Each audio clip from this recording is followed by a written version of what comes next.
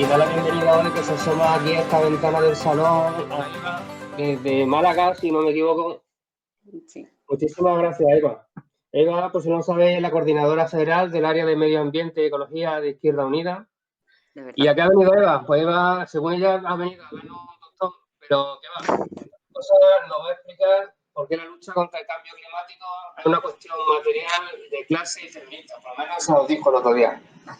Así que, Eva, encantado de escucharte. Pues muchísimas gracias. Bueno, lo primero, agradeceros yo a vosotros que abordéis este tema en unas jornadas de formación. Porque, y esto debe ser una autocrítica que hagamos desde el partido, hemos ido tarde. El otro día, en la presentación de nuestra bandera, que además trataba también sobre la crisis ecológica, decía que no hemos sido los países del norte los más afectados por la lucha contra el cambio climático, y eso se ha notado incluso en la posición que han tenido los partidos comunistas. Allá por 1992, que fue la cumbre de la Tierra, la primera cumbre de Río que se hizo para hablar de cambio climático, el camarada Fidel Castro tuvo una intervención que a día de hoy sigue poniendo los pelos de punta. Y ya en el 92 terminó su intervención diciendo que había que actuar ya porque mañana era demasiado tarde. Pues si mañana era demasiado tarde, imaginaros en qué momento estamos ahora mismo, 2020. Hemos ido muy tarde. Y hemos ido muy tarde, y hay que entenderlo también en el contexto de que decía al principio de que no hemos sido los que más hemos sufrido la cara amarga, ¿no?, de ese cambio climático, de esa restricción de los recursos. Y hemos pensado durante mucho tiempo que se podía seguir manteniendo el ritmo de producción, distribución y consumo que mantenemos ahora mismo, pero que lamentablemente, y este es creo que el primer mensaje que me gustaría mandar, está decreciendo. Ha dado mucho miedo durante mucho tiempo hablar de decrecimiento, porque nos parecía que hablar de decrecimiento cuando todavía hay gente que no tiene acceso a luz regularmente, que no puede garantizar la alimentación a sus hijos, que no tiene trabajo, no tiene vivienda, pues podía resultar cuanto menos doloroso, ¿no?, para la clase trabajadora, y además esa sensación de culpabilizar a quien lo está pasando mal de su situación. Y compartiendo esos miedos, creo que hay que cambiar ya el discurso y tenemos que hablar de que el decrecimiento ya está aquí y que, evidentemente, los primeros que están decreciendo son la clase trabajadora, las personas más desfavorecidas y más vulnerables de la sociedad. Que el decrecimiento ya está aquí, creo que lo podemos aprender con una imagen muy gráfica, que es lo que ocurrió la semana pasada, supongo que lo sabéis, de que entró en bolsa el agua por primera vez. En Wall Street cotiza el agua. Que cotice un derecho humano, porque el agua es parte consustancial de la vida y sin ella no podemos vivir, es desde luego una de las noticias más nefastas que tenemos. Pero también la constatación, y esto nos tiene que servir como aviso a navegantes, de que el capitalismo tiene muy claro que estamos en un contexto de emergencia climática y tiene muy claro que, como se están reduciendo los recursos naturales fundamentales para la vida, entre ellos el agua, tiene que arbitrar una salida. Y la salida del capitalismo, pues, a ver, es su naturaleza, todos la entendemos, es decir, pues quien se lo pueda pagar tendrá acceso a esos recursos, tendrá acceso a la vida, y quien no se lo pueda pagar, no. Tan sencillo como eso. En ese contexto, la izquierda, y si queremos dar una respuesta a toda la clase trabajadora y a todos los colectivos vulnerables, y además esa respuesta tiene que ser universal, es decir, para todo el planeta, no nos vale a nosotros atrincherarnos aquí y decir, bueno, aquí estamos bien, los demás que se mueran, va a tener que ser entender que estamos en ese contexto de decrecimiento. La cuestión es, ahora, ¿quién decrece? ¿Cuánto decrece? ¿Y quién decide que se va a decrecer? Nuestra respuesta tiene que ser que decrezcan los que más tienen y los que nos han llevado hasta aquí. ¿Cuánto? Lo que haga falta para garantizar que otros crezcan, y esto es importante, decrecerán algunos para que otros puedan alcanzar un nivel mínimo de vida digna, y lo decidiremos nosotros.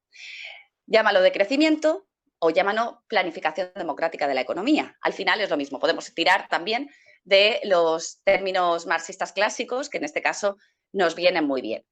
Porque al final, y es lo que decía Fran en su introducción, Cuando hablamos de lucha contra el cambio climático, estamos hablando de una lucha material, porque no hay nada más material que aquello que nos garantiza la vida, tanto porque nos sustenta en el espacio como porque da los recursos necesarios para vivir, sea agua, sea alimento, sea un aire que se pueda respirar.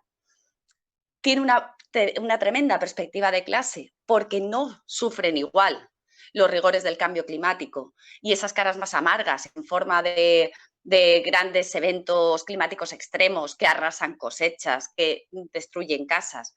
Una familia de clase trabajadora, vulnerable, en una situación de que con muchas dificultades llega a final de mes, que una persona en mitad del barrio de Salamanca. Y hay también aquí una foto como muy evidente. Las olas de calor extremo que cada año sufrimos más, no las sufrirá igual un vecino de un pueblo de Córdoba que no se puede pagar un aire acondicionado que quien se lo pueda estar pagando en una casa en primera línea de playa. Y por otra parte, tendrá también una tremenda perspectiva de género. Esto hace que sea muy importante establecer espacios, canales y reflexiones conjuntas entre los movimientos ecologistas, los movimientos feministas y nosotros como interlocutores necesarios que podemos poner la perspectiva material y de clase.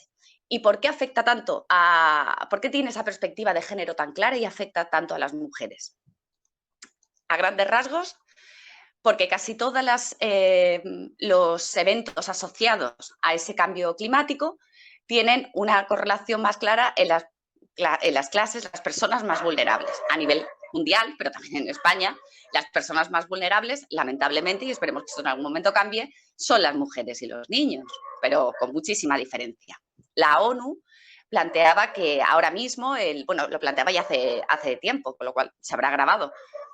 La primera causa de desplazamientos a nivel mundial ha dejado de ser las guerras. La primera causa de desplazamientos ahora mismo a nivel mundial son los refugiados climáticos, gente que tiene que abandonar los espacios donde vivía porque a causa del cambio climático, disminuciones de recursos hídricos o por fenómenos meteorológicos extremos, tienen que dejarlos. Y de esos refugiados ambientales, que son los primeros ahora mismo de desplazamiento, son mayoritariamente, y estamos hablando de un 80%, mujeres. Con lo cual, la perspectiva queda muy clara. Pero más allá, hay estudios, incluso en España, que hay un observatorio dentro del Ministerio de Sanidad que se dedica a estudiar cómo afecta el cambio climático a la salud de las personas, y tiene muchas variables, cómo afecta en cuanto a enfermedades respiratorias, cómo afecta agravando enfermedades previas. Se ha visto que tiene también una componente de género muy grande. Esos agravamientos se dan mucho más por la fisiología propia de las mujeres en mujeres que en hombres. Con lo cual, luchar contra el cambio climático también es una lucha feminista, es una lucha de clase trabajadora, pero desde luego con una componente feminista enorme. Y ahora hemos aprendido que, aparte de que tiene esa perspectiva de género, aparte de que tiene esa perspectiva de clase, introducimos un elemento más. Tiene una tremenda importancia en la sanidad, en cómo vamos a vivir nuestra salud. No solo, como decía, por el agravamiento de enfermedades aparejada al contexto de cambio climático, ¿no? Sino que la pandemia ha puesto de manifiesto que los ataques a la biodiversidad tienen una correlación inmediata con el surgimiento de pandemias, puede ser pandemias o no, en función de que se universalice, pero el surgimiento de enfermedades. Decía recientemente la Organización Mundial de la Salud, recientemente antes de esta pandemia, contextualicemos, que no es que lo haya dicho a posteriori, que ahora mismo el 60% de enfermedades que tenemos son de origen zoonótico, es decir, vienen de contagio por animales. Pero que en el contexto que viene, en unos cuantos años, esto subirá hasta el 70% o incluso más. ¿Y por qué ocurre esto? La lucha por la preservación de la biodiversidad probablemente haya sido una de las luchas menos entendidas por la sociedad en su conjunto y por la propia izquierda, que sonaba ya están estos ecologistas comeflores protegiendo margaritas cuando hay que defender los intereses de la clase trabajadora. Esto lo he escuchado muchas veces. Y claro, intentábamos explicar que estábamos defendiendo los intereses de la clase trabajadora. Lo que pasa es que es menos evidente que otras luchas. La pandemia ha puesto de manifiesto qué ocurre cuando se arrasa la biodiversidad, se acercan ecosistemas que no estaban juntos antes y pueden saltar de manera muy rápida determinados virus que estaban confinados y aislados en sus ecosistemas y saltan a un ecosistema nuevo en el que estamos nosotros, los humanos. La pandemia lo ha puesto muy claro. ¿Qué ocurre? Primero, que no hemos tenido ninguna capacidad de amortiguar. ¿Para qué sirven los ecosistemas que protegen esas zonas? Para que se amortigüe. Y si en vez de saltar directamente al humano pasa por 3 o 4 huéspedes, a lo mejor no llega al humano. A lo mejor en ese huésped que no era el ideal queda paralizado o por lo menos tiene que saltar de varios. Esto sirve para entender, porque a veces las campañas que se hacen de no compre usted un nocilla o cualquier otro tipo de crema de cacao que tiene aceite de palma porque se están destrozando los ecosistemas de algunos países, de Borneo o de otro tipo de islas. Es por esto, es por esto. No es que seamos unos hippies que vayamos protegiendo flores, sino que arrasar ecosistemas es un riesgo inasumible, pero inasumible para nuestra civilización. El planeta, eso lo decimos muchas veces, el planeta no está en peligro, lo que está en peligro somos nosotros y la civilización que representamos, porque el planeta se adaptará y habrá especies que se adaptarán al contexto de cambio climático, pero evidentemente no seremos nosotras. Esta lucha se ha dado además durante muchos años y ha saltado ahora, y de hecho es una especie de justicia poética muy irónica, que en el año 2020 era el año dedicado a la Cumbre de la Biodiversidad, que no se pudo celebrar por una pandemia ocasionada por los destrozos a la biodiversidad. Con lo cual, ¿qué quiero decir con esto? Con este mapa general de repaso. Que oponemos como comunistas la lucha contra el cambio climático, no como una lucha secundaria, la importante es la contradicción capital-trabajo, o empezamos a entender que no hay contradicción capital-trabajo que valga si no incorporamos la perspectiva ecológica, o nos vamos a estar equivocando constantemente, porque las salidas que podemos proponer, al final, pueden pasar por creer que podemos volver a una situación previa a 2008, por poner un ejemplo, la gran crisis, y no entender que ese mundo ya no existe más. Ni porque no tenemos los mismos recursos, ni porque las salidas, y esto con mucho cuidado, que pasen por nosotros aquí estamos bien, son las salidas que está proponiendo el capital y su línea ecofascista de resolución de conflictos. ¿Y por qué digo eso? Porque el ejemplo de la crisis de la pandemia y lo que os explicaba de la importancia que tiene no arrasar ecosistemas hace que veamos más claro que nunca que las soluciones que pasen por externalizar todos los costes ambientales, externalizar la gestión de recursos, externalizar en general todo lo que tiene que ver con maltratos al medio ambiente, que es lo que hacemos, sobre todo en los países del genérico norte, al final va a volver. En una foto, pero no quiero que os quedéis con esa caricatura, pero es para que lo entendáis.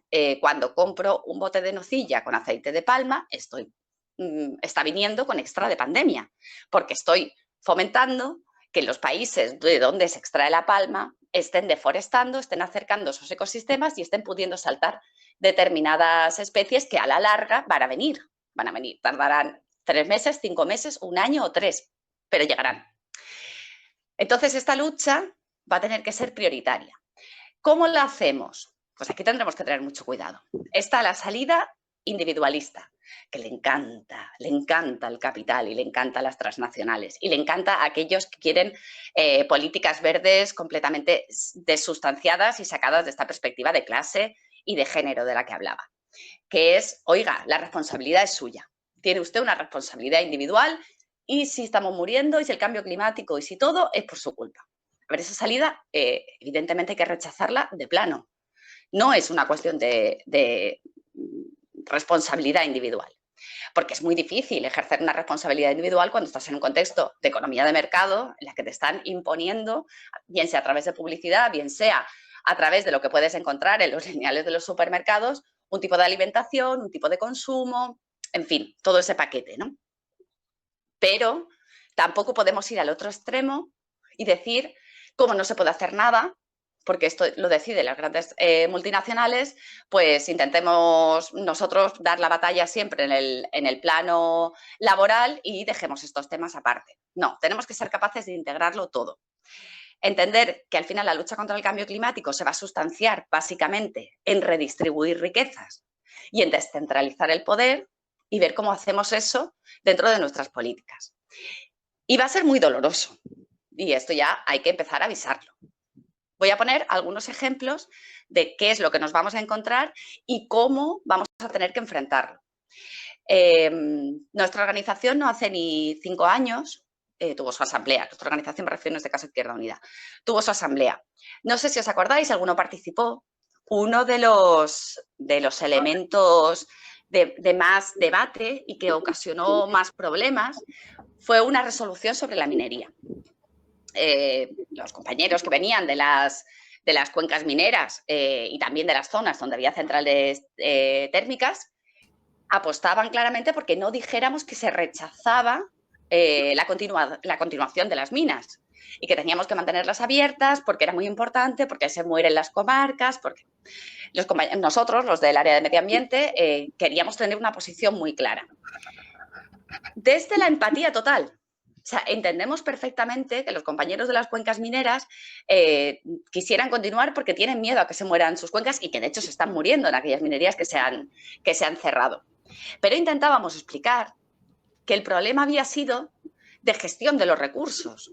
Es lógico que escuche, pero vamos, un compañero de la cuenca minera o de la naval, que escuchen que hay que reconvertir el sistema industrial, hay que ir a reconversiones de los modelos productivos, porque tradicionalmente se les ha engañado y no ha habido ninguna reconversión. Ha significado cierre, paro y ayudas hasta que se acaben. Pero que eso hubiese sido así no significaba que lo sustancial no tuviéramos que ir hacia otro modelo energético, porque es que no va a ser posible mantener el que tenemos ahora mismo. Y ojo, con una cuestión más.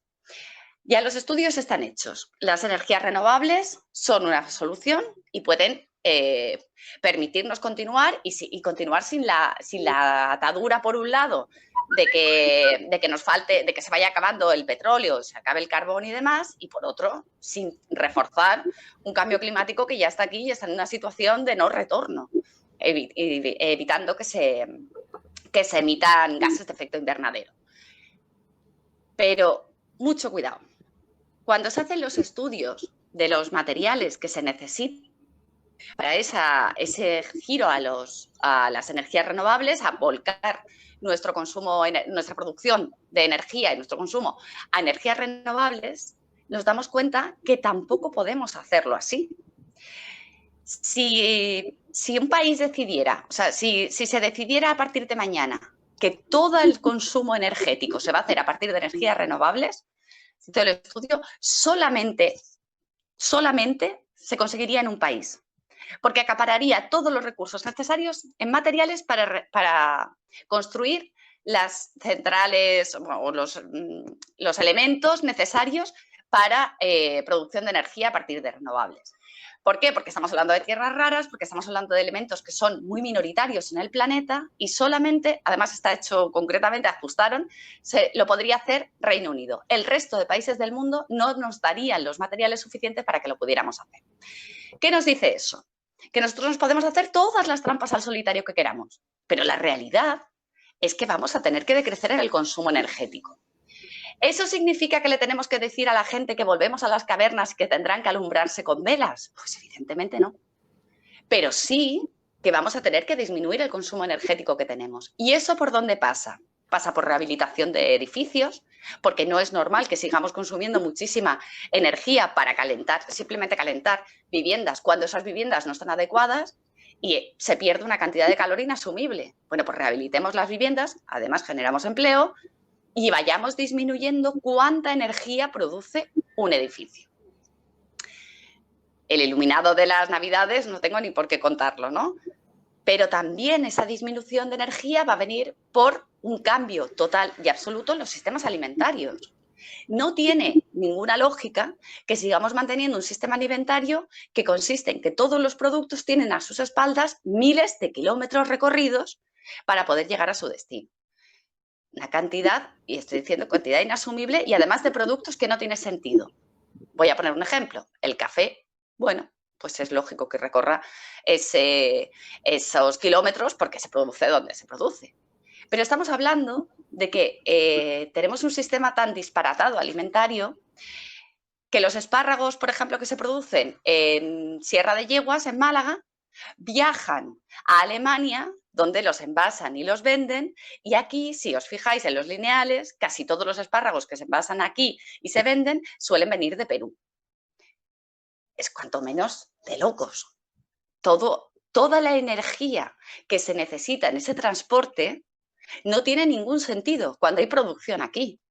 ¿Por qué ocurre eso? Porque las grandes multinacionales tienen echados sus números de otra manera y necesitan esos kilómetros que tiene detrás cada producto para abaratar sus costes, entre otras cosas, por muchos años de muchas subvenciones al transporte y al petróleo y al diésel. Y en el caso, por ejemplo, de los aviones ya es brutal. El queroseno, que es probablemente uno de los elementos más contaminantes que hay, tiene una subvención tremenda, lo que hace que les venga muy bien hacer ese tipo de carambolas alimentarias mundiales.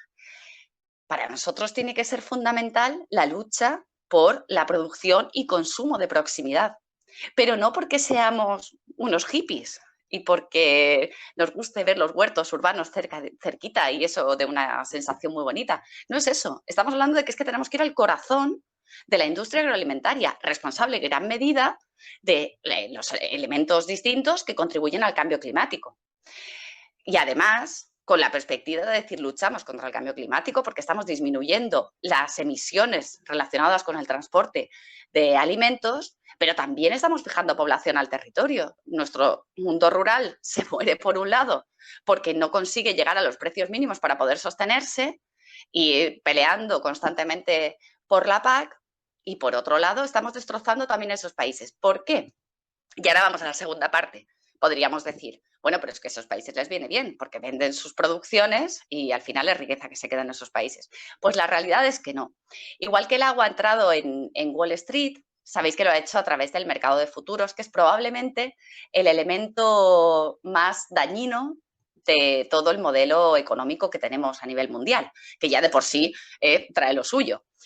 Los mercados de futuros, en lo que se basan básicamente, es en las compraventas de cosechas. Hasta ahora estaban dedicados a los alimentos y además a los alimentos esenciales. Ahora también ha entrado el agua, pero solo de California de momento. En la compraventa de cosechas o de producciones de agua, a la compraventa de producciones, pero a largo plazo.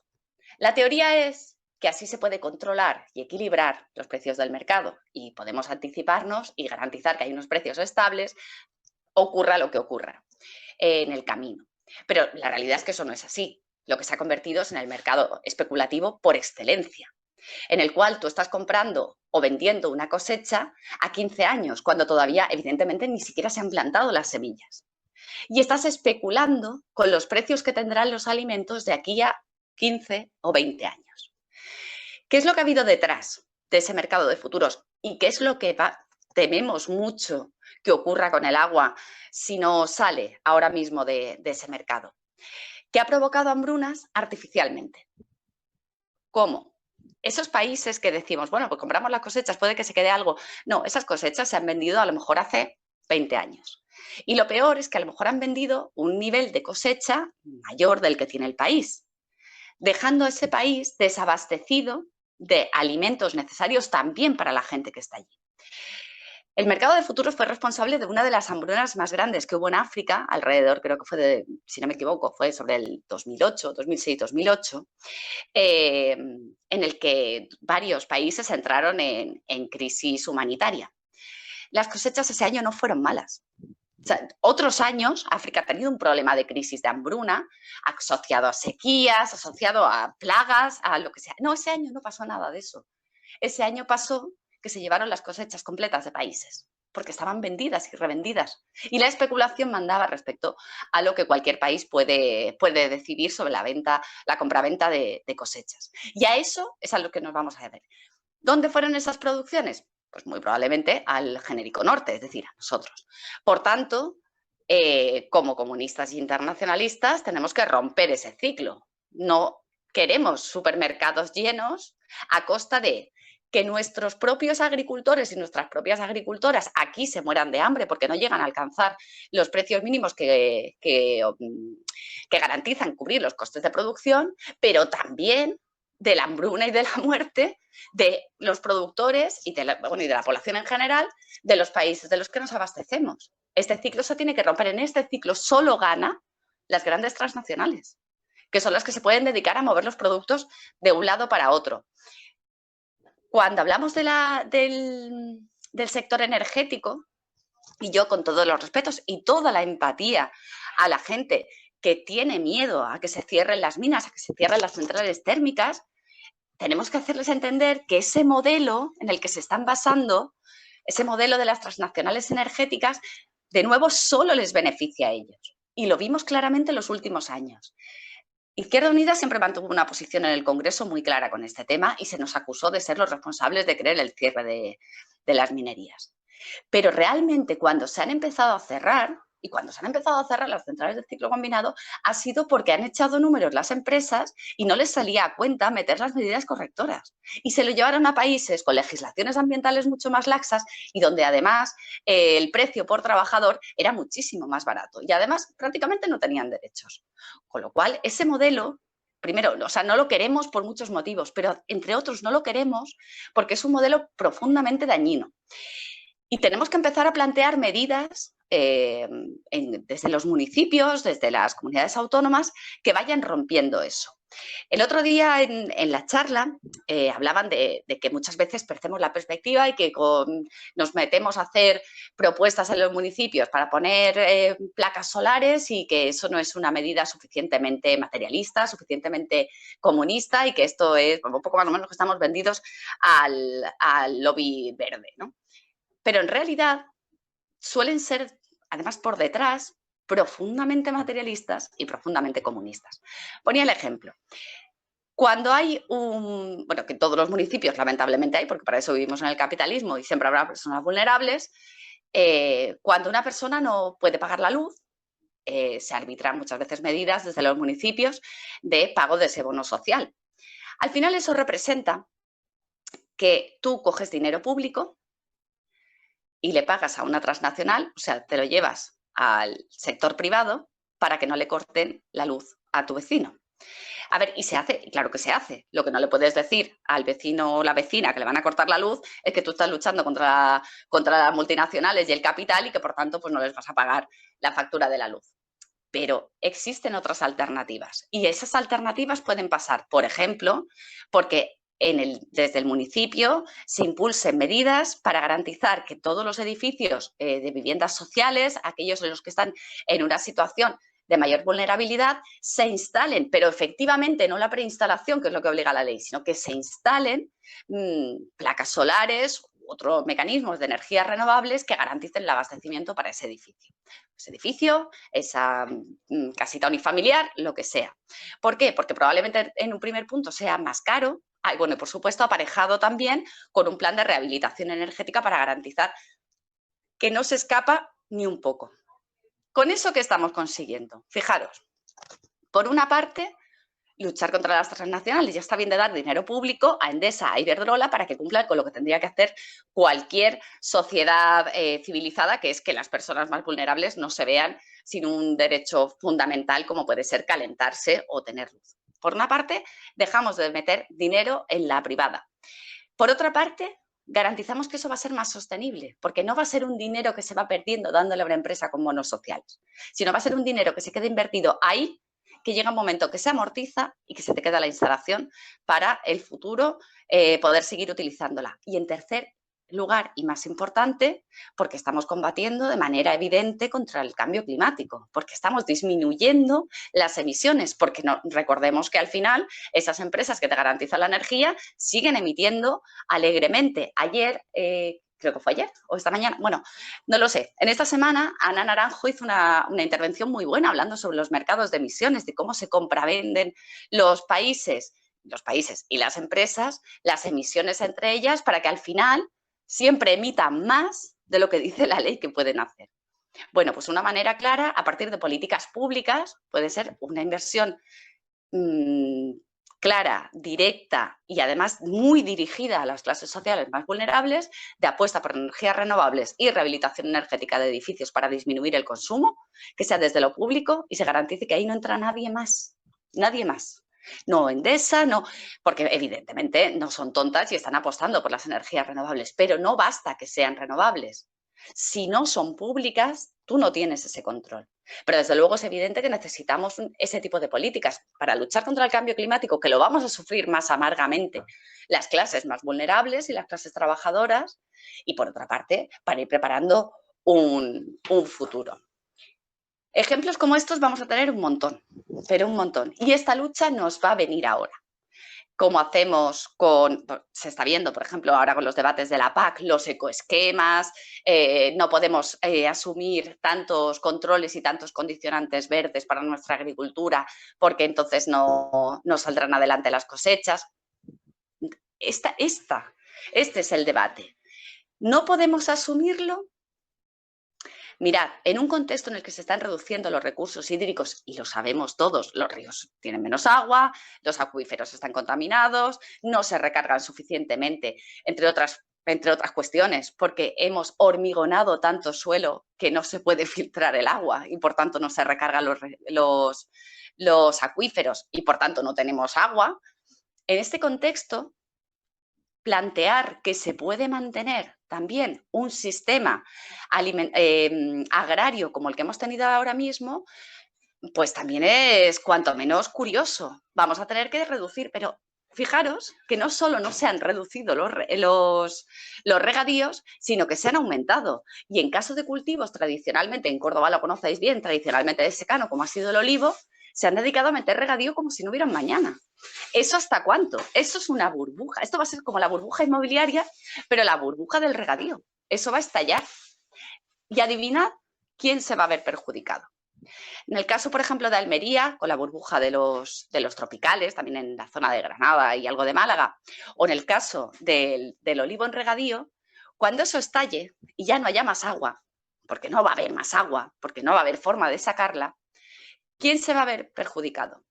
El propietario, sobre todo, de las grandes extensiones, que puede coger y decir, ahí os quedáis, yo me piro a otro país y me voy a donde sea, a Siria, por ejemplo, que también hay olivos, o la gente que está trabajando ahora mismo ahí, que no se va a poder ir y que va a tener que decidir entre el paro o la emigración. Esto ya es una realidad. Esto es una consecuencia directa del cambio climático y ya es una realidad. Ha sido una realidad, está empezando a ser una realidad en Huelva, por ejemplo, con algunos agotamientos de acuíferos, y está siendo una realidad en Almería. Gente que tiene que emigrar porque ya no da más de sí la tierra. Lo han analizado suficientemente las centrales agrarias. Esto es lucha contra el cambio climático. Y oigan, a mí no me parece nada más material, porque estamos hablando además de algo que impacta directamente sobre la clase trabajadora y sobre sus condiciones de trabajo y su posible acceso a un trabajo. Por tanto, lo tendremos que poner en primera línea. Nosotros queremos un plan de trabajo garantizado, queremos un modelo económico y de relaciones laborales que permita a la clase trabajadora vivir dignamente y con todos sus derechos. Pues como no lo hagamos en un contexto de cambio climático, nos estaremos dando un ceporrazo contra una pared como no hay un mañana. Y no podemos mentirle a la clase trabajadora, no se le miente nunca, desde luego mucho menos un partido comunista. Le mentirá a Vox, pero nosotros no podemos hacerlo. Tenemos que hacer esa planificación en ese contexto y es duro y es muy difícil, porque tenemos que decirle que no vale las luchas que hemos llevado hasta ahora, que no vale pedir simplemente que se queden los puestos de trabajo. Voy a poner un ejemplo que está también muy de actualidad. El impuesto al diésel, las empresas de automoción. Claro, nos resulta dificilísimo. ¿Cómo te vas a decirle a una persona que le pueden cerrar la empresa y sabe que a lo mejor nunca jamás vuelve a trabajar porque tiene ya una edad muy tardía, que nosotros estamos porque cierren las empresas de coches, porque no queremos que haya tanto tráfico privado? Es muy difícil y además, de hecho, a veces casi incompatible con las militancias que tenemos en sindicatos, sobre todo en comisiones obreras, que se posiciona claramente. Cuando queremos un impuesto al diésel, ¿qué es lo primero que te viene a la cabeza? Pero es que esos coches los usa la clase trabajadora para ir a trabajar porque a lo mejor no tiene otro transporte público y tiene que llegar al trabajo o a los 3 trabajos que tiene que echar para adelante. Vale. Bien, pues sentémonos, analicemos. ¿Qué hacemos con eso? ¿Es cierto? ¿Ese impuesto va a perjudicar especialmente a la clase trabajadora? Pues probablemente. Puede. O sea, eso es una realidad, es un impuesto para disuadir en el uso del coche. ¿Qué tenemos que hacer? Lo primero, dejemos de defender que haya empresas de vehículos privados. ¿Esas empresas se pueden reconvertir para otro tipo de automoción relacionada con el transporte colectivo por carretera, por ejemplo? Sí, hagámoslo. ¿Se puede reconvertir para otro tipo de transporte, por ejemplo, ferrocarril y cercanías? Seguramente, hagámoslo. Empecemos a reconvertir sectores con proyectos claros. No queremos que cierren, queremos que construyáis otra cosa. No pasa nada, la guerra civil se hizo y en 2 meses se adecuaban las fábricas que pasaban de hacer lapiceros a hacer balas. Quiero decir, se pueden hacer planificaciones y tenemos que tenerlo muy claro, porque si no, además damos mensajes contradictorios a la clase trabajadora. Por un lado estamos defendiendo los acuerdos de París, la lucha contra el cambio climático y por otro estamos defendiendo que sigan contaminándose los coches. Hombre, pues no tiene mucho sentido. Vamos a tener un mensaje claro. Queremos que disminuya el transporte privado. Y eso es así, porque es insostenible. Primero, niveles de contaminación, que por cierto es una de las primeras causas de muerte en Europa, asociada directamente con la contaminación y con las emisiones de diésel a la atmósfera, que agravan de manera muy clara y además muy evidente, y se ha visto la correlación, las enfermedades respiratorias, y se muere mucha gente cada año solo a consecuencia directa de la contaminación de las ciudades. O sea que por salud hay que disminuirlo y por futuro, si queremos tener un futuro, también hay que disminuirlo. Segundo paso, vale, ya estamos en esa fase de reducción, pero yo sigo necesitando ir a mi trabajo. Yo sigo necesitando moverme por las ciudades y el transporte público en general es bastante penoso. Vale, pues políticas públicas de transporte, pero claras y además que sirvan. No puede ser que haya pueblos aislados, en los que además tienen, con suerte, un par de autobuses en horarios que no les vienen bien a nadie. No están acercados a los horarios escolares, no están acercados a los horarios laborales, con lo cual no benefician a nadie. Bueno, pues una reordenación. A lo mejor tenemos que recuperar ese concepto de la democracia participativa y que sean los vecinos quienes decidan qué horarios les viene mejor.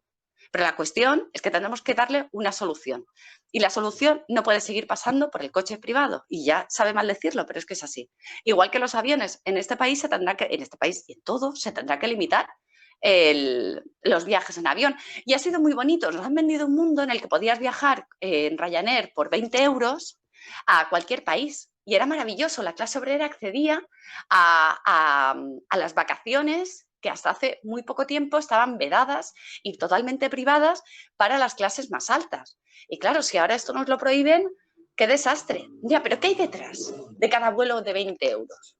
Aparte de profundizar un poco más en nuestra tumba, en la que nos vamos acercando cada vez más a un contexto de un planeta en el que no vamos a poder vivir, y recordemos, Andalucía estamos en la zona concretamente más caliente, dentro del genérico norte, estamos contribuyendo a eso, pero también estamos contribuyendo a la explotación absoluta de los trabajadores y trabajadoras, porque detrás de cada billete de 20 euros es gente que, en el caso, por ejemplo, de empresas como Ryanair, pues tienen los derechos laborales más que conculcados.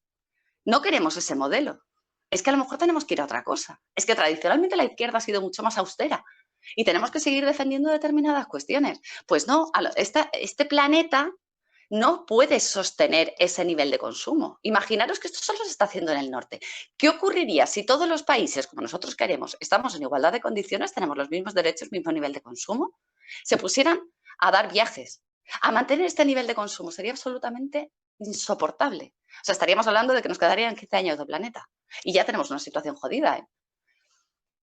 Y no podemos decir, como dice Vox por otro lado, como dice la salida ecofascista, a mí que me registren. Yo, mi país, mis normas, aquí todo está bien. Mientras vemos cómo avanza en otros países. Hay países, supongo que lo sabéis, como Tuvalu, islas muy pequeñas, en las que ya hace años que están planificando su evacuación, porque se hunden. El nivel del mar sube y es una isla plana y se hunden. Pierden su país. Cuando nosotros vengamos a estar en esa situación, ¿qué decimos? Ahora no decimos nada, miramos hacia otro lado, no planificamos. Cuando ya la cosa siga subiendo, esa es la cuenca mediterránea la que hay.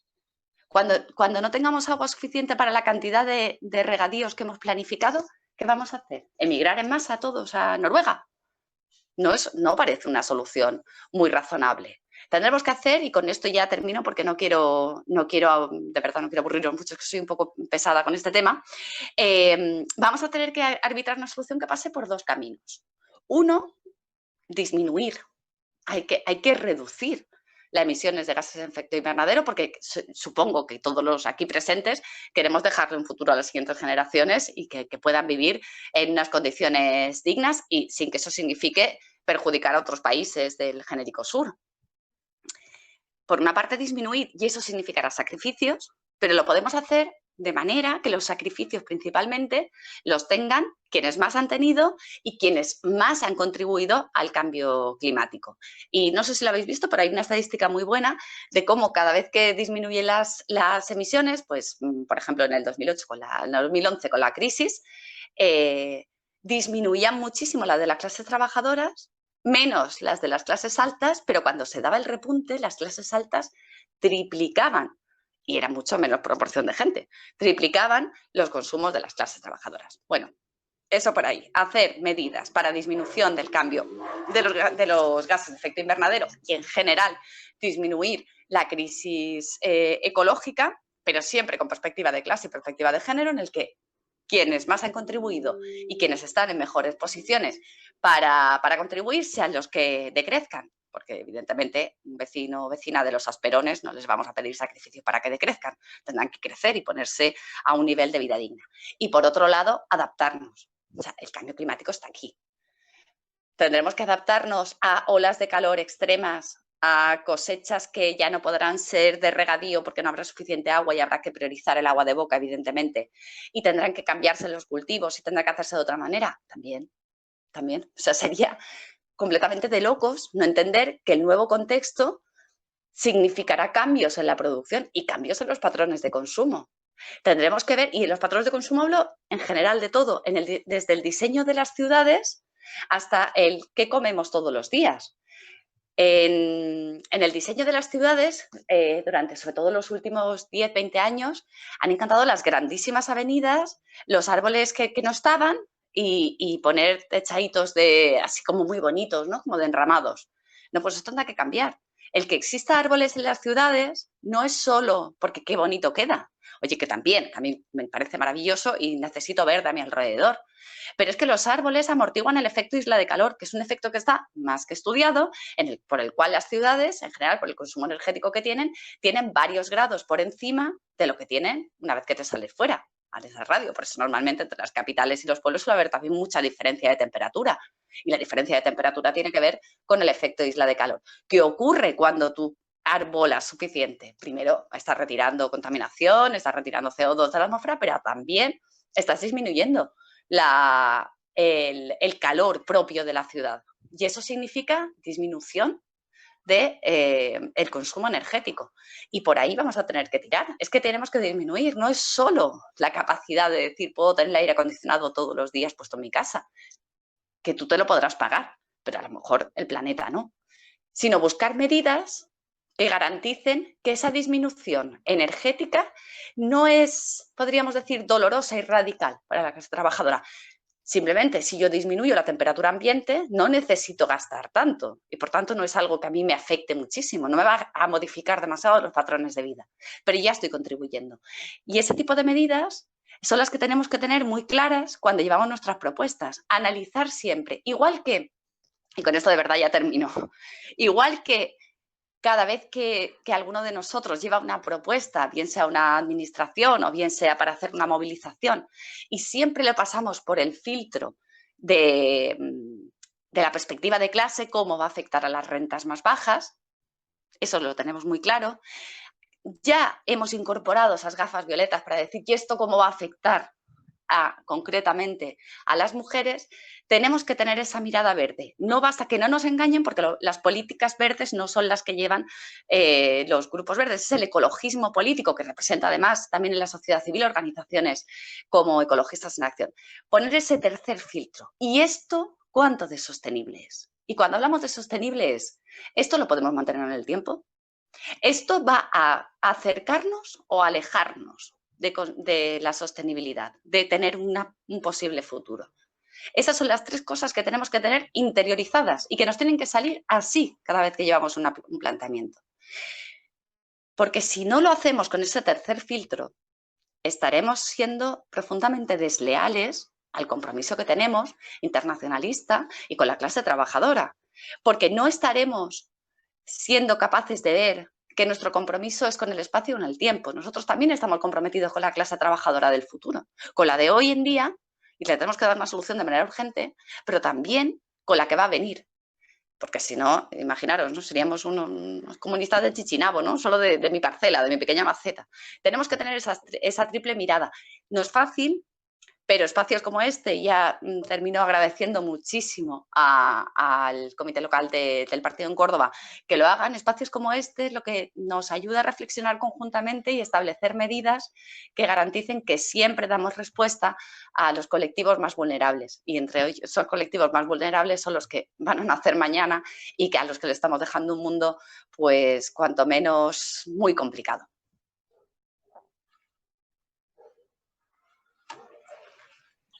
Pues muchísimas gracias, Eva. Muchísimas gracias por tu ponencia. Si os parece, camarada, abrimos unos turnos de palabra. Vamos a intentar ser breves, ¿vale? Que no nos lleve más de 20 minutitos, media hora, porque nos vamos conociendo y sé que os lancéis, ¿vale? Vais levantando la mano por aquí, como sabéis, en el chat o directamente pues vais pidiendo el turno de palabra, ¿vale?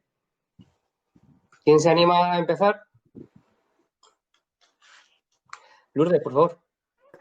Yo, Eva, unos breves apuntes sobre ecofeminismo. Pero exactamente, que dé unos apuntes sobre ecofeminismo en general o... Unas puntualizaciones de cómo nosotras actuar. Tú sabes más que yo en esto.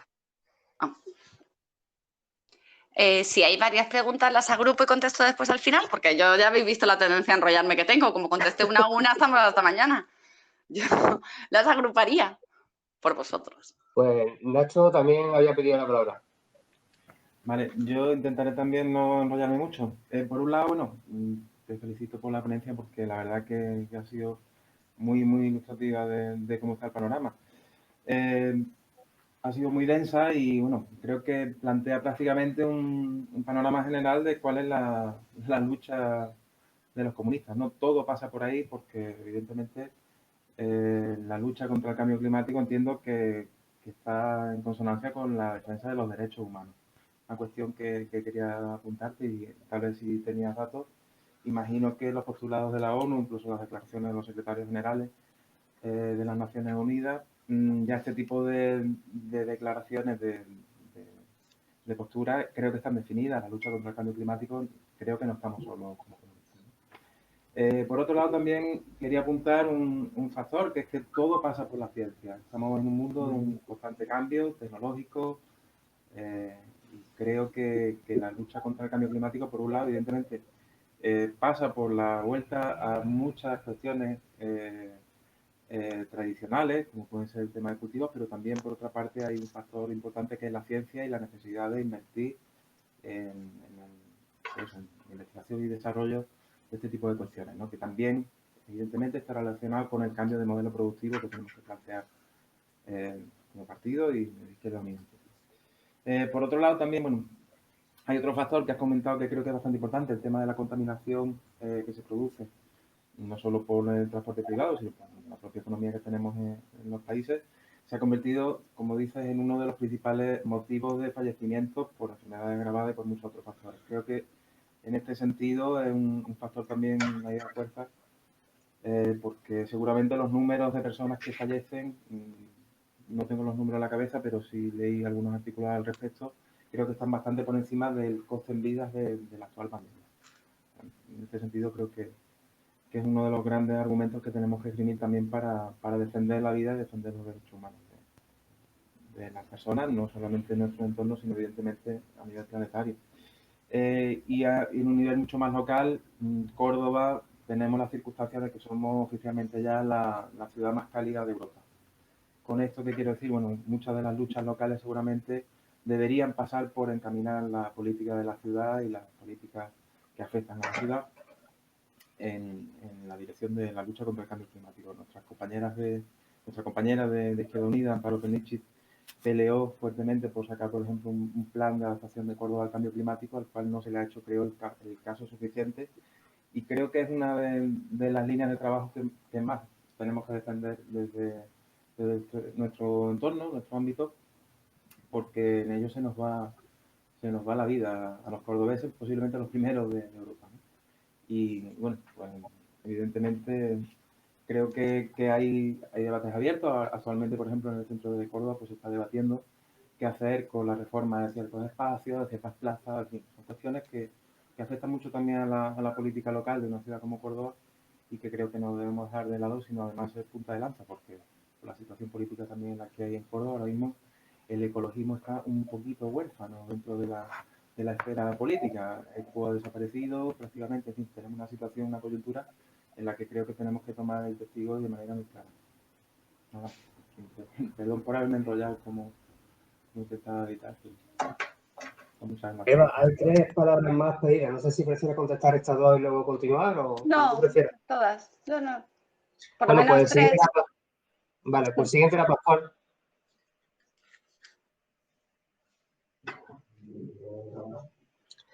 Pascual, el micro, por favor.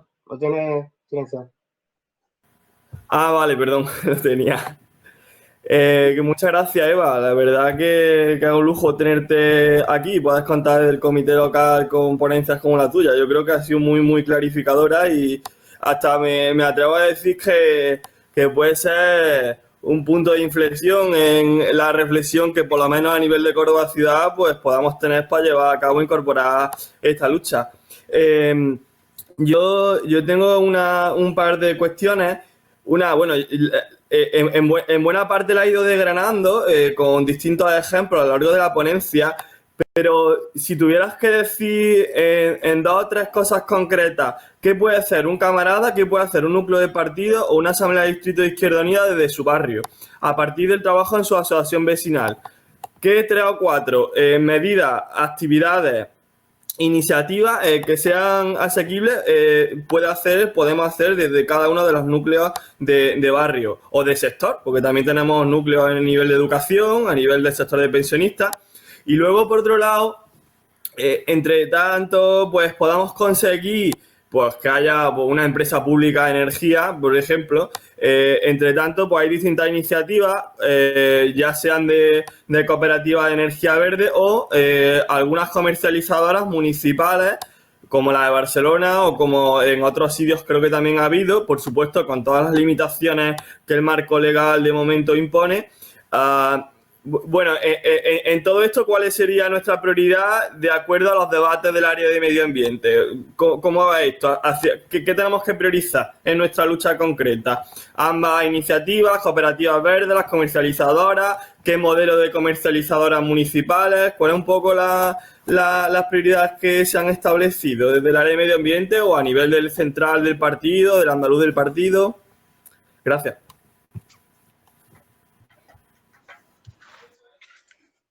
Vale, contesto estas 3, ¿vale? Y seguimos con las otras. A ver, dar apuntes sobre ecofeminismo, Lourdes, a mí me encanta siempre, pero o sea, eso es otra hora de charla y creo que no, pero vamos, pero me ofrezco a hacer una charla específica sobre ecofeminismo si queréis y encantada porque me gusta. A ver, ecofeminismo, lo primero es que hay muchos. Quiero decir, está desde el ecofeminismo más, yo estoy muy alejada, como más místico, en el que las mujeres somos buenas como la madre tierra y entonces por eso la lucha feminista y la lucha ecologista están muy cercanas y el mundo se salvará porque somos buenas.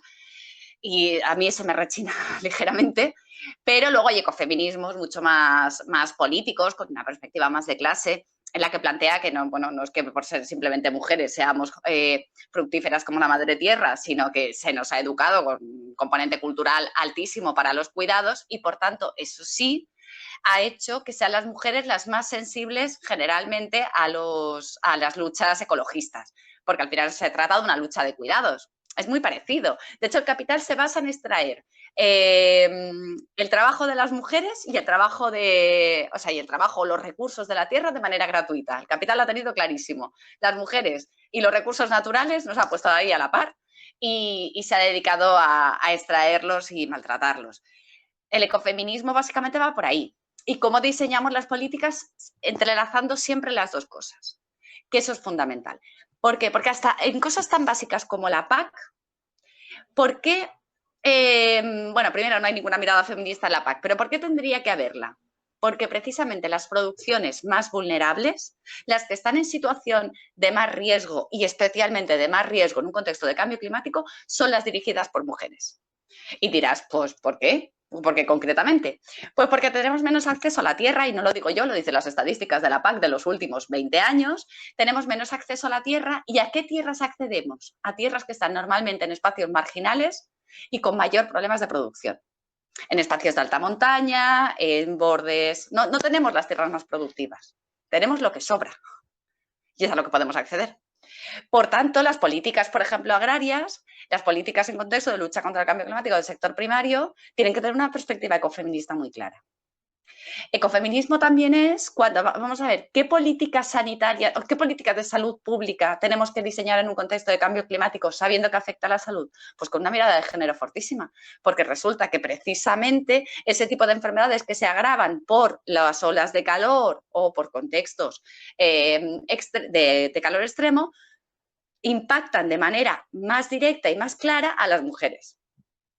Y no hemos hablado de un tema que es precioso, que también ahí lo dejo por si algún día queréis, que es el paquete sindicalismo y cambio climático, de cómo afecta concretamente por sectores y a los trabajadores y a las trabajadoras el cambio climático. ¿Y qué medidas correctoras tendríamos que poner? Pues aquí hay una cosa preciosa donde también entra el ecofeminismo.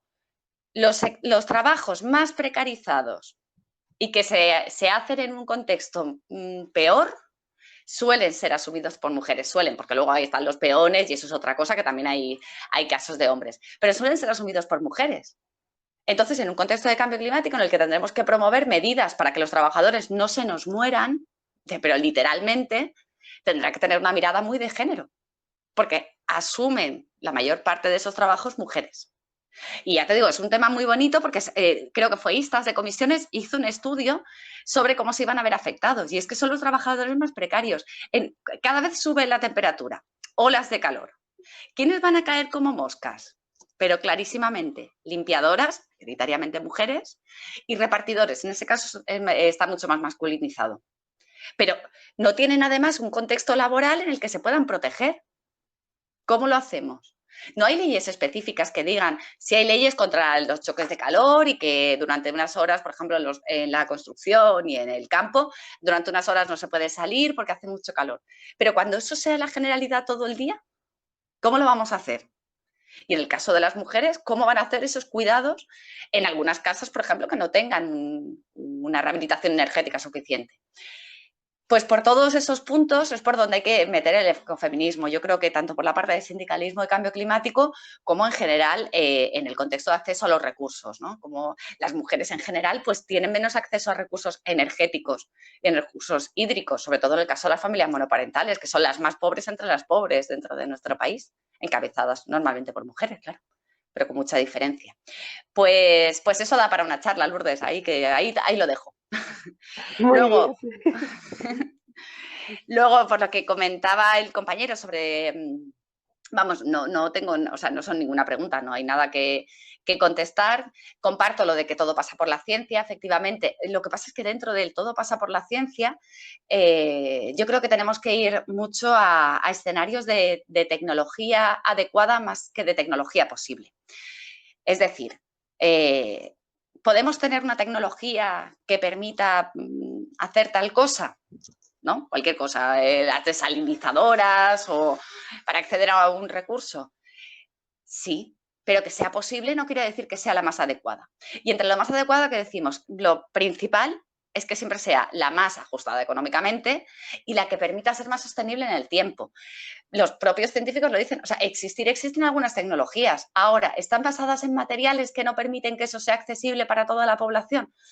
Pues a lo mejor no es la tecnología adecuada que necesitamos, a lo mejor es otra. Entonces, y eso significa invertir muchísimo en I+D+I, vamos, está clarísimo. Si tenemos alguna salida, pasará por ahí. en un, ¿cómo se llama? Pues en tu agrupación o en tu, no sé, en tu asociación de vecinos y militas, donde sea, hacer pedagogía y hacer proselitismo de lo que planteamos desde el partido en ese contexto, ¿no? O sea, ayudar a que la gente aprenda que la mirada de la sostenibilidad la tiene que tener en cada cosa que hace. Y que eso lo tengan, o sea, no convertirnos en unos turras, cuidado, imaginaros, no seáis yo, ¿vale? No seáis unos turras. Pero sí plantearle a la gente que es importante que esa mirada la tengan. Luego, lo segundo, hay cosas muy sencillas y que tienen un impacto importante. El tema de demandar, por ejemplo, que los centros sociales, los colegios, los hospitales, todos los espacios públicos ya tienen que ser autosuficientes energéticamente. Tenemos que conseguir que sean autosuficientes energéticamente y conseguir que haya una rehabilitación energética para empezar a disminuir la emisión de gases de efecto invernadero. Esa es una batalla que hay que darla. Batallas tontas, como por ejemplo, y además que es muy fácil enganchar a la ciudadanía. Zonas verdes arboladas, o sea, metiendo ahí que haya más arbórea y que haya suficiente verde. Esa es una batalla que se tiene que dar, pero porque además la podemos vincular y es muy fácil explicarla a la gente, porque en el plano emocional nadie te va a decir que no quiere una zona verde, y por otro porque la vinculas con efectos de salud, efectos sobre la temperatura. Yo creo que esas son batallas importantes. Y luego ser muy creativos, y yo creo que eso es importante, y vincularlo siempre a empleo. Cuando hablamos, por ejemplo, de rehabilitación energética, planes de rehabilitación energética, es fácil vincularlo con planes de empleo y a la gente es muy sensible porque necesita trabajar y estamos en un contexto de crisis o de precrisis económica. Entonces, yo creo que esas tres serían las más claras. Pedagogía, mucha pedagogía, temas de zonas verdes, porque las ciudades tienen un impacto grande y porque además consigues generar comunidad, la gente se suele vincular a ese tipo de proyectos, y energías renovables. Yo creo que son los tres que te diría más fácil y todo eso vinculado con creación de empleo. Y sobre energía, bueno, aquí seguramente te podría contestar mejor la red de energía de Izquierda Unida y la red andaluza de energía. Nuestra prioridad yo creo que tiene que ser la que en cada contexto sea más fácil. Si estamos en el gobierno y podemos impulsar una empresa pública de energía que se base en energías renovables, pues eso es lo ideal. Tener una empresa tuya pública, primero porque además te va a permitir hacer planes de lucha contra la pobreza energética a las clases más vulnerables, porque tú desde lo público lo puedes hacer. O sea, que tiene una serie de ventajas impepinables. Si no, pues yo creo que apostar por cooperativas. Por cooperativas de comercializadoras. Realmente lo importante es que también conozcas un poco qué hay detrás. Aquí en Andalucía se está impulsando la cooperativa Candela, que hay muchísima gente de Izquierda Unida y del partido detrás, y bueno, yo creo que esa debe ser nuestra apuesta. Vamos, desde luego para el área de medio ambiente nuestra apuesta en el caso de Andalucía la cooperativa Candela, y que está costando mucho de sacar adelante porque todos estos proyectos son difíciles, pero vinculamos tanto el partir de energías renovables como, por otro lado, empezar a descentralizar la toma de decisiones y el poder en el caso de las eléctricas. Es una cooperativa en la que se toman decisiones entre los socios. Bien, gracias, Eva. Tenía la palabra ahora, había pedido la palabra Patro. Patro Juan. Va a ser Juan. No, hombre, a mí me ha parecido la charla fabulosa. Aquí el contraste en el modelo que estamos metidos europeo va al contrario de todo lo que estamos aquí hablando. Tiene que ser competitivo, productivo, y eso lo tienen tan interiorizado tanto trabajadores como sindicatos.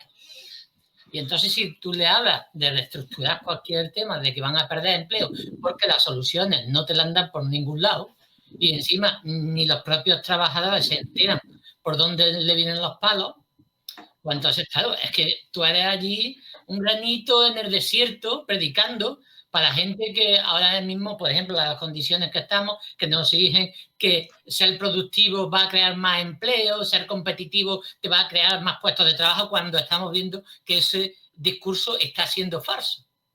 Pero ahora mismo estamos en la dinámica esa a nivel europeo. O esa dinámica a nivel europeo, en principio, puede empezar por donde nosotros nos movemos, o lo cambiamos, o es que va a ser francamente difícil pues convencer a los propios sindicatos, que yo pertenezco a comisiones obreras y antes empezamos muy fuerte con el tema del ecologismo, pero al final nos encontramos, por ejemplo, aquí en Córdoba tenemos Cosmos, los trabajadores, porque les decimos que no pueden quemar otro tipo de productos que suelen ser cancerígenos, se nos echan en lo alto cuando nosotros estamos gobernando al ayuntamiento con amenazas y con la empresa detrás. Y te los meten en el ayuntamiento y toda la ciudad en contra creyendo que queremos nosotros quitar industria y empleo.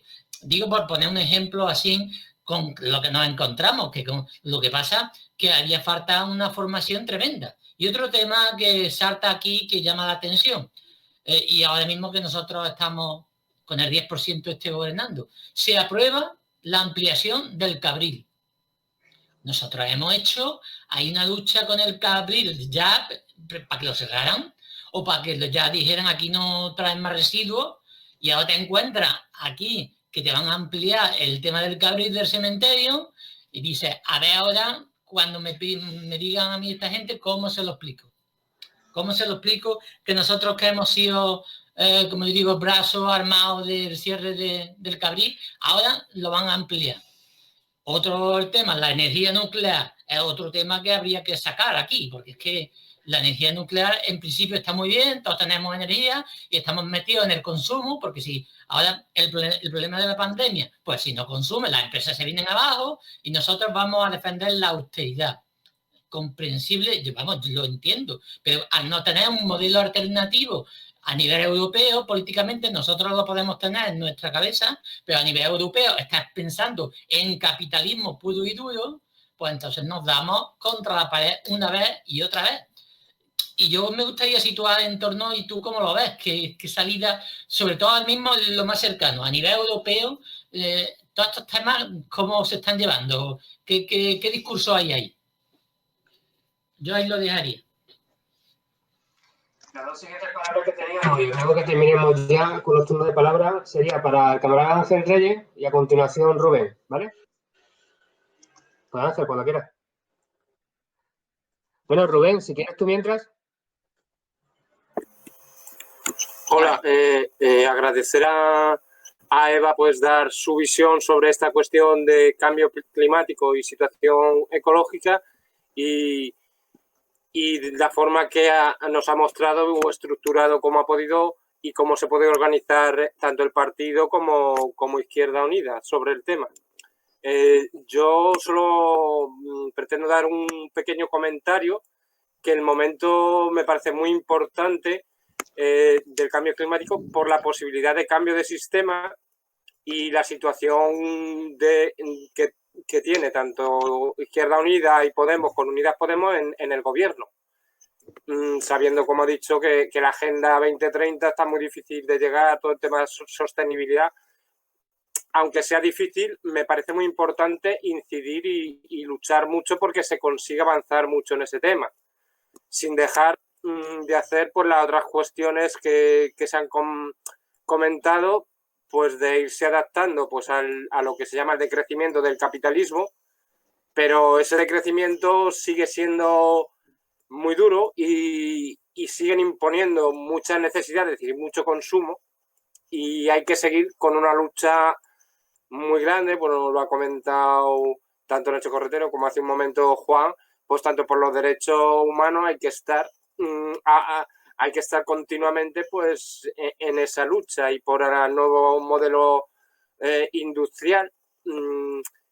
Pero a mí lo que más me motiva un poco el tema del cambio climático es definir, tanto sea desde lo local hasta lo interestatal, un nuevo modelo de tanto social como de económico. Y eso es lo que sin dejar de estar en la lucha diaria de parar el capitalismo y de intentar hacer las cosas y intentar cuidar a la gente más vulnerable y todo el trabajo del Partido Comunista de Izquierda Unida, pero que definir un modelo nuevo me parece importante. Solo quería decir eso. Bien, Ángel, tienes la mano levantada aquí en la pantalla. No sé si tú quieres comentar algo. Pues tienes el micro silenciado. Actívalo, por favor. Ahora. Sí, vale. Bueno, yo ante todo comparto muy mucho lo que acaba de indicar el camarada Rubén.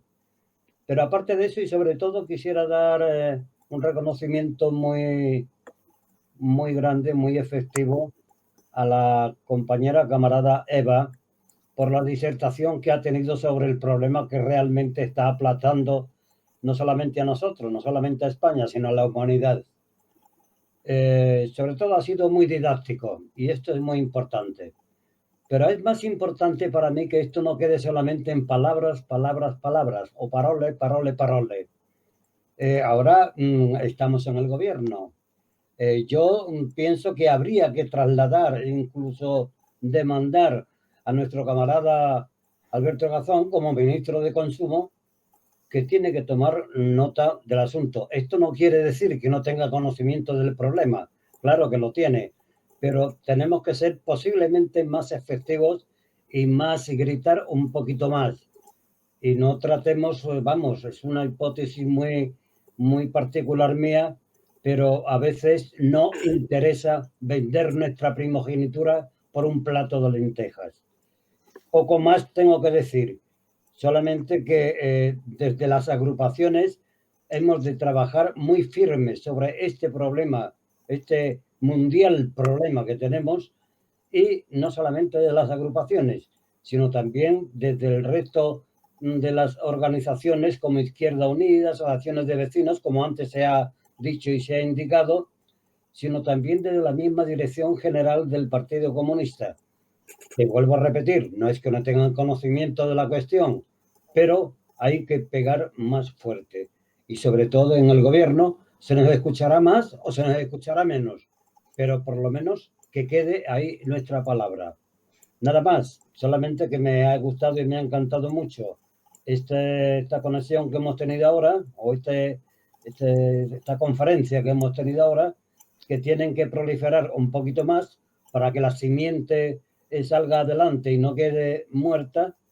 Y nada, salud y república. Bien, muchas gracias, Ángel. Eva, cuando quieras. Vale, pues así por repasar no hay mucho que contestar porque coincido prácticamente con todo, lo que decía el camarada Juan, ¿no? De el discurso que, no tanto el discurso, sino las políticas que a nivel europeo se establecen van justo al camino contrario. Sí, a nivel europeo y a nivel mundial. Lamentablemente seguimos en el capitalismo, ya lo derrocaremos, yo estoy convencida de ello, pero de momento el modelo que tenemos es un modelo además profundamente consumista y además de un determinado tipo de consumo, ¿no? Claro, a ver, a nivel europeo se da lo peor y lo mejor. Se dan directrices marco muy profundamente consumistas, profundamente capitalistas y de libre mercado, pero también marcan línea con la cuestión ambiental.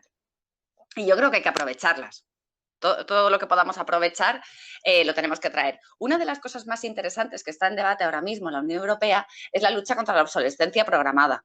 Y eso tiene mucho que ver con romper el modelo de producción, distribución, consumo que tanto gusta a las grandes multinacionales. Si acabamos con la obsolescencia programada, tiene que haber una reconfiguración de fuerzas incluso económicas, industriales y de modelo económico. Sinceramente creo que tenemos que ir por ahí y si echáramos números probablemente no haya tanta diferencia. Cuando se dice que hay que fomentar mucho el consumo, porque eso es lo que permite que haya mucha producción y por tanto muchos puestos de trabajo, que es lo que nos dicen siempre, es que hay que fomentar el consumo, porque si la gente consume más hay más puestos de trabajo, también es cierto que en muchos casos hay un consumo de bajísima calidad. Y a la gente, o sea, y hay que hacer pedagogía en dos sentidos. Por una parte, explicarle a la gente cuánto cuestan realmente las cosas. Y ya no digo solo en el plano de cuánto cuestan con externalizaciones ambientales o los dramas laborales que hay detrás de las cosas, sino también cuánto está costando. La gente se ha acostumbrado a comprar cosas que son baratas, duran poco tiempo y las vas cambiando. Tendremos que volver a modelos de consumir cosas que duren más tiempo. porque es insostenible el modelo que tenemos ahora mismo. Cosas que duren más tiempo son más caras. Ahora bien, si hacemos la división entre lo que cuesta un producto y lo que dura en el tiempo, probablemente es más barato el que te compras más caro pero te dura más tiempo. Vamos, probablemente no, están hechos los estudios y es más barato. Y genera mejores puestos de trabajo. Normalmente suele ser producto local de empresas, de pequeñas y medianas empresas y arraigadas en el territorio. Ponemos el caso pues en muebles, por ejemplo, o en ropa. Bueno, pues vamos a ir avanzando ese modelo. Requiere una pedagogía inmensa, inmensa, porque llevamos los últimos 20, 30 años escuchando que es mejor, más barato, que si te cansas lo cambias, que si... Ya, pero es que eso es insostenible en el planeta y en las relaciones laborales que hay detrás de esos productos. Entonces, cambiar ese modelo de consumo va a requerir medidas políticas. Y esa batalla hay que darla. Hay que luchar contra la obsolescencia programada, hay que garantizar que los productos se pueden reparar, porque hay una parte que el consumidor no se le puede achacar decisiones individuales. Si resulta que tú cuando vas a reparar un producto te dicen en la tienda que ya no tienen repuestos y que te compres otro que te va a salir más barato, tú ya no estás pudiendo tomar una decisión individual. Eso hay que atajarlo con políticas públicas que obliguen a las empresas a que tienen que garantizarte la reparabilidad del producto y por X años. Es una garantía de tanto tiempo. En el caso de los móviles se ve clarísimo. Aparte de que están hechos para no durar, es que te obligan a cambiarlo en tanto que las actualizaciones ya no las recibes según en qué modelo tengas. Pues esa es otra lucha. Para que así la pedagogía sirva, porque de nada servirá la pedagogía si no se acompaña con políticas que permitan que tú puedas elegir libremente productos que duren más. El discurso a nivel europeo, te digo, tiene esa doble vertiente, que es interesante. Nuestra gente allí lo tiene clarísimo y está presionando un montón para conseguir acabar con ello. El tema del cabril. Este probablemente sea uno de los temas más difíciles y está en agenda ecologista y en el área también. Claro, la ampliación es una barbaridad. O sea, sin paradigma, ¿no? O sea, sin posibilidad de otra cosa. Ahora bien, como tú dices, es que mientras siga la energía nuclear, con los residuos que hacemos. Y los residuos que sabes que no van a estar unos pocos cientos de años. Estamos hablando de residuos que van a perdurar durante miles de años. Primero, a ver cómo garantizamos que las siguientes generaciones entiendan la gravedad de lo que tienen ahí, ¿no? Pero desde luego es que hay que cambiar todo el modelo energético, porque no es sostenible que se sigan enterrando en distintos sitios y se comprometa la viabilidad de toda una comarca teniendo enterrados unos residuos que van a durar durante miles de años. Yo sé que con el cierre del Cabril están trabajando los compañeros de Europa, coordinados con la dirección de Córdoba, y esperemos que salga lo mejor posible dentro del marco desastroso que significa. Sí, con la Agenda 2030, a ver, yo creo que hay que ser también optimista. Yo creo que no se van a cumplir los objetivos que se venían marcados de desarrollo sostenible, porque hemos vuelto atrás, con lo cual nos va a costar. Ahora bien, la batalla tiene que ser clara, acercarnos lo máximo posible, o sea, pelear la Agenda 2030 para estar lo más cerca posible de esos objetivos, aunque no se vayan a cumplir en su totalidad o los que se cumplan pues se quedarán en un puesto muy, muy bajo.